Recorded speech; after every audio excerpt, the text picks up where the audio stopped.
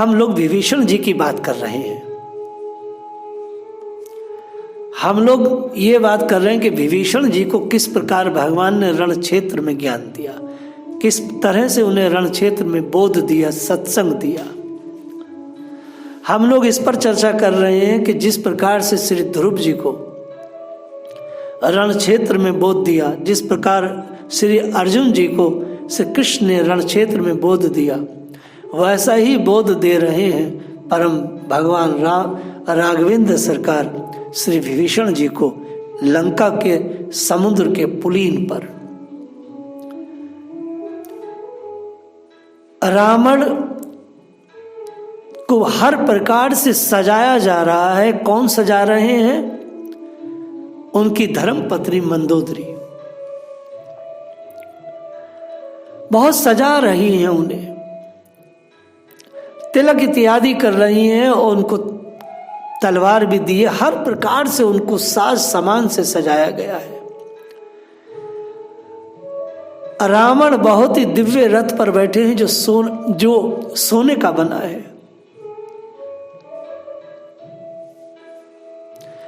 इधर भगवान राम जो हैं, भगवान राम वैराग्य की मूर्ति और श्री किशोरी जी के वैराग्य, श्री किशोरी जी के ब्रह के जो आभूषण हैं, रावण मंदोदरी की ममता से सजा है। रावण अपनी मंदोदरी की ममता से सजा है और राम जी सजे हैं अपनी हमारी जनक नंदिनी श्री किशोरी जी के ब्रह के जो आभूषण है उनसे। नायक के ब्रह के आभूषण होते हैं हर समय धधकती हुई आग, याद के रूप में हृदय में, आंख में नमी, सारे चित्त में वही याद की व्याप्ति। नायक को नायिका के भाव में होश नहीं रहता है, लेकिन शक्ति पूरी रहती है। रामनु रति बिरत रघुवीरा, देखी विभीषण बहु अधीरा, अधिक प्रीति मन बहा संदेह। विभीषण जी ने देखा कि रावण बड़ा सजीला हटीला सोने के रथ पर आरूढ़ है और कोई ऐसा शस्त्र अस्त्र नहीं जो उसके पास नहीं है। और उधर उन्होंने भगवान को देखा तो भगवान को देखने में उसने, विभीषण जी ने देखा कि भगवान के चरणों में कोई पादुका नहीं है। उधर वो हीरे मोती से जड़ित सुंदर जूते पहन रहा है।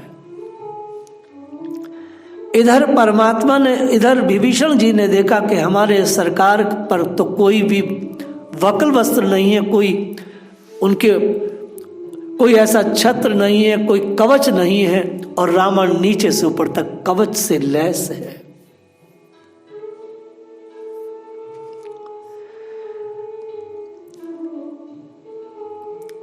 अधिक प्रीति मन बहा संदेह, बहुत अधिक प्रीति होने के कारण संदेह हो जाता है कि कहाँ रावण के जैसा पर्वत जैसा विशाल काय राक्षस और कहाँ हमारे सुकुमल ठाकुर जी, और उनमें भी श्री किशोरी जी की याद को के आभूषणों से सुसज्जित हैं। भगवान शिविर में है, शिविर में वास कर रहे हैं। उन वास करने में उनका जो मौलिक स्वरूप है राघवेंद्र सरकार का, जो मुस्कुराते हैं, जो उनकी कोमलता है, जो उनकी सहजता है, शीलता है, सहिष्णुता है, उसमें कोई अंतर नहीं आया है। और उधर रावण के चेहरे से ही हिंसा झलक रही है कि इनके तो चेहरे पर भी कुछ भी चेंज नहीं है और उधर वो हिंसा लिए बैठा है। नाथ न रत नहीं तन पद त्राना, कही विधि जितव वीर बलवाना। विभीषण जी कहते हैं, नाथ आपके पास रथ भी नहीं है, तन की रक्षा के लिए कवच भी नहीं है, जूते भी नहीं है। सरकार मेरी समझ में नहीं आता, ये बलवान राक्षस आप कैसे जीतोगे?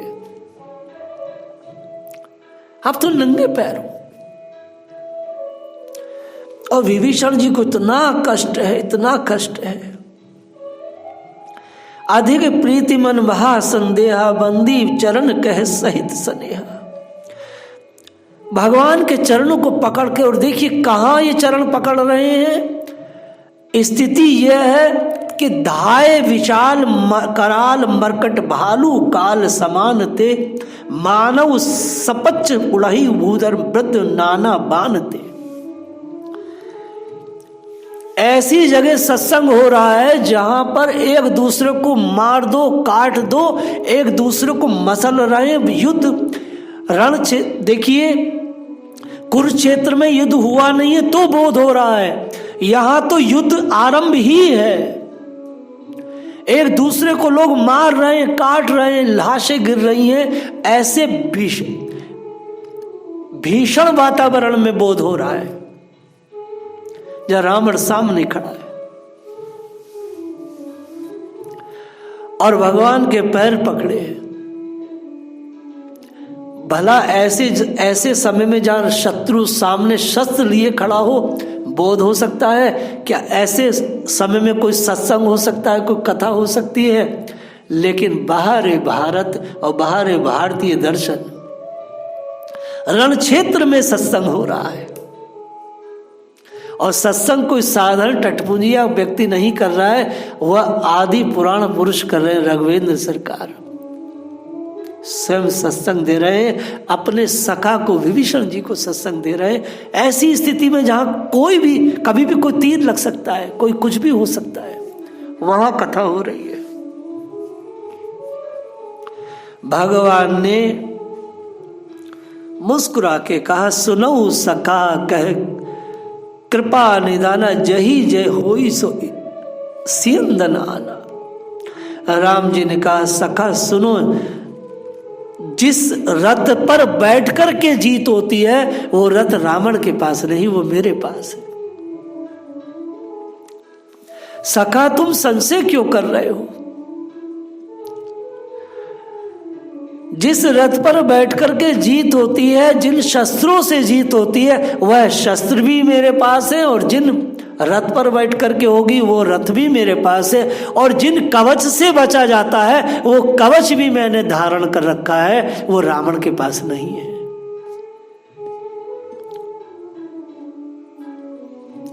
भगवान ने सत्संग दिया, सौरज धीरज तही रथ चाका, सत्यशील दृढ़ ध्वजा पताका।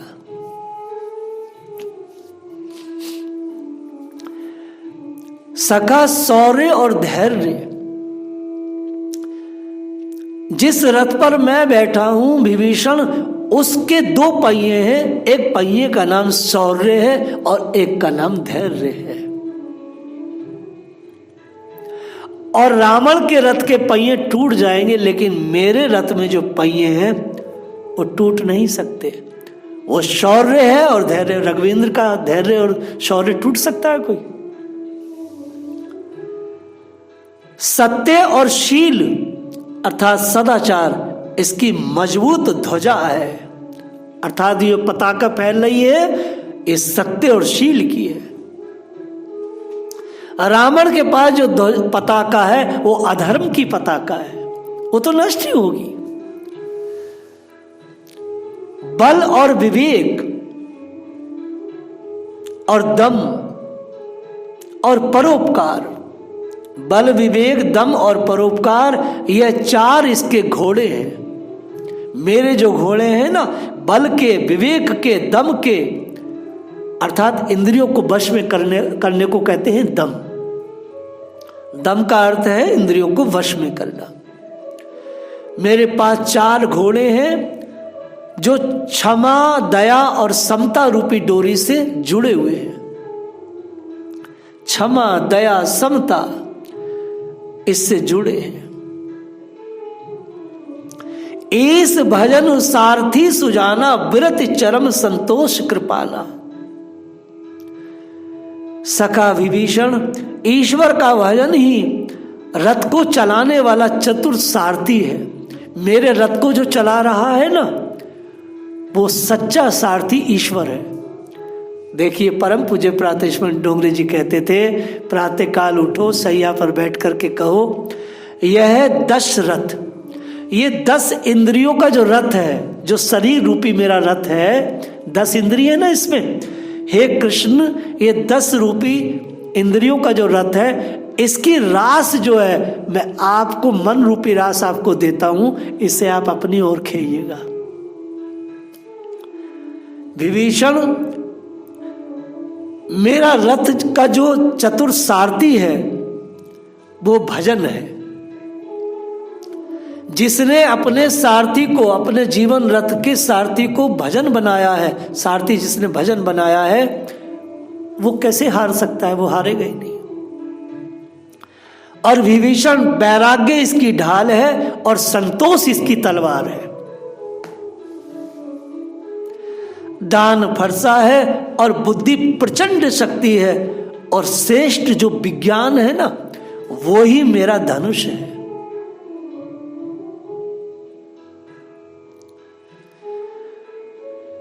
निर्मल पाप रहित अचल स्थिर मन, तर्कस के समान है। मेरे तर्कस में स्थिर मन है, वो चलाना नहीं होता है। यम शौचादि नियमों को जो मैंने धारण किया है, हे विभीषण, यही मेरे बाण है। और ब्राह्मणों और गुरु का जो पूजन है, जो मैंने ब्राह्मणों का और गुरु का पूजन किया है, हे विभीषण, उससे सच्चा कवच कोई नहीं है। रावण का कवच छिन्न भिन्न हो जाएगा, लेकिन मेरा जो कवच है वो छिन्न भिन्न नहीं होगा। यह अवैध कवच है। गुरु का पूजन और ब्राह्मणों का पूजन अवैध कवच है। वास्तव में सुंदर बात है। सखा धर्म में असरथ जाके, जितन कहे न कतऊ रिपुता के। हे सखा, ऐसा धर्म में रथ जिसके हो, उसके लिए जीतने को कोई शत्रु नहीं है संसार में। ये रावण की तो बात छोड़ो सखा, ऐसे रथ पर जो व्यक्ति बैठा होगा, वो जन्म मृत्यु रूपी महान दुर्जय शत्रु को भी जीत सकता है। की तो बात छोड़ो, वो इस भवसागर से भी पार हो जाएगा। रावण तो बहुत छोटा सा जंतु है। वाल्मीकि रामायण में रावण को जंतु भी कहा है, जंतु भी कहा है। सखा, जो तुमने मुझसे बात की, रामन रति विरत रघुवीरा, देखे विभीषण बहु अधीरा।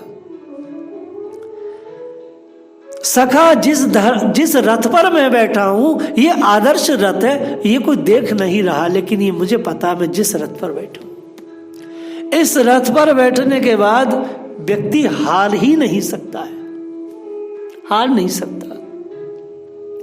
ये रथ से जीतेगा व्यक्ति। अब एक सवाल ये आता है, भगवान ने बड़ी बड़ी बात कही,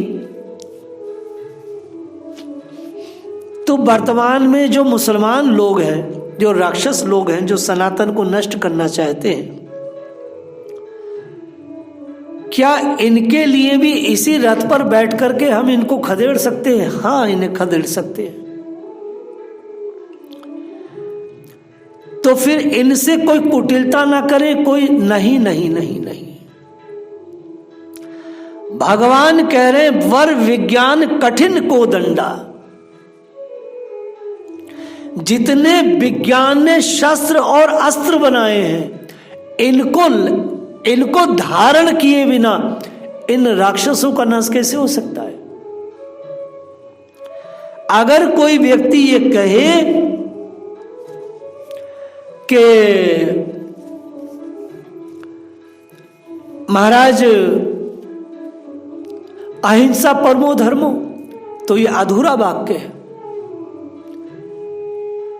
हिंसा तथैव एव च, हिंसा को, धर्म की स्थापना के लिए हिंसा परम परम आवश्यक है।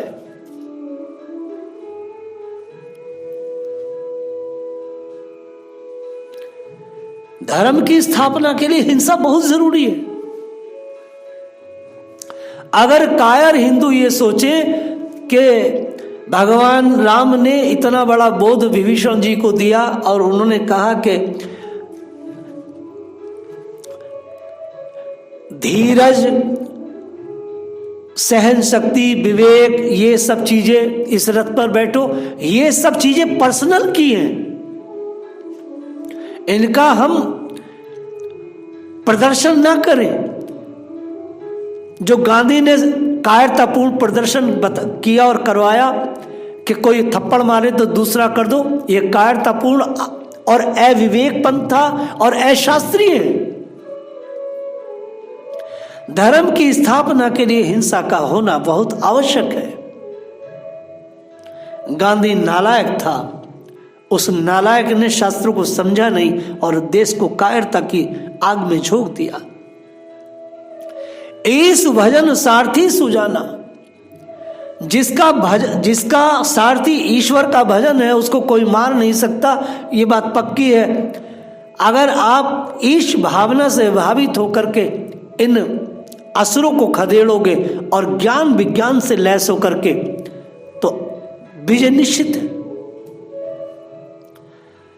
भगवान ने बौद्ध की अहिंसा ही परमो धर्मो वाली बात को स्वीकार नहीं किया। राम जी ने, राम ने हिंसा को प्रथम वरीयता दी, क्योंकि हिंसा अनिवार्य है धर्म की स्थापना के लिए। अगर भारत का हिंदू ये समझे कि बिना लड़े हम ठीक ठाक हो जाएंगे, तो ऐसे सही नहीं हो सकता। हमें लड़ना तो पड़ेगा ही, क्योंकि पौरुष का कोई भी विकल्प नहीं है। तो रामन रत विरत रघुवीरा, देखी विभीषण बहु अधीरा। विभीषण जी बड़े अधीर हैं। विभीषण जी को कष्ट है कि भगवान कैसे जीतेंगे रावण से, लेकिन भगवान ने आश्वस्त किया। भगवान ने कहा जिस रथ पर बैठ करके जीत निश्चित है, वो रथ रावण के पास नहीं है। अगर सनातन हिंदू सच्चा है तो झूठे रावण रूपी मुसलमानों से जीत जाएगा, लेकिन जीतेगा कब? यह गोसाई जी कह रहे हैं, इस भजन सारथी सुजाना, विरत चरम संतोष कृपाना। जिसने अपने सारथी को ईश्वर का भजन बनाया है और वैराग्य को ढाल बनाया है, विरति चरम संतोष कृपाना। इतना वैराग्य हो जाए केशव, इतना वैराग्य, न अपने बीवी से मोह रहे, न बच्चों से, न व्यापार से, वैराग्य की ढाल बना करके ईश्वर का भजन का सारथी बना करके जब रण क्षेत्र में कूदेंगे तो विजय निश्चित है। हाँ या ना? हम सोचे कि हमारा व्यापार खराब ना हो, हमारा ये चीज खराब ना हो और हम बच जाएं और सब कुछ हो जाए, तो भगवान स्वयं खुद राघवेंद्र सरकार ने कहा है, ईश भजन सारथी सुजाना, विरत चरम संतोष कृपाना। ईश्वर के भजन को सारथी बनाना है और वैराग्य को ढाल बना करके, और इतना गहरा संतोष हो, इतना गहरा संतोष हो कि भैया जो भी होगा देखा जाएगा। और फरसा कौन सा हो, किससे मारा जाए? दान रूपी फरसा हो। दान क्या है भाई? अपने जीवन को ही दान में लगाना है धर्म के क्षेत्र में। अरे भाई, आप जब रण में जाते हैं तो दान किसका है बताइए? दान केशव अपने शरीर का है, दान अपने जीवन का है। तो फरसा, कौन से फरसे से आप शत्रु को जीत सकते हो? जब आप अपने शरीर को भी मतदान पे लगा दोगे। बुद्धि आपकी ईश्वर का भजन आपका सारथी है और वैराग्य आपकी ढाल है, तो कौन आपके सामने आएगा?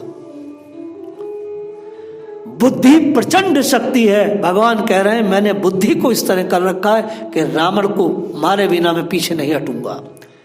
और श्रेष्ठ विज्ञान कठिन धनुष है। तो विज्ञान का जितना भी साजो सामान है, हिंदू उससे लैस हो जाए।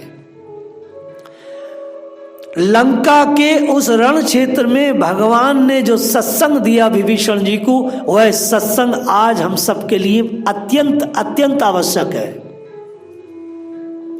कि वो सत्संग मंदिरों में नहीं, मठों में नहीं हुआ था, वह सत्संग हुआ था रण क्षेत्र में, जहां रावण भक्ति को बलात् चुरा करके ले गया है।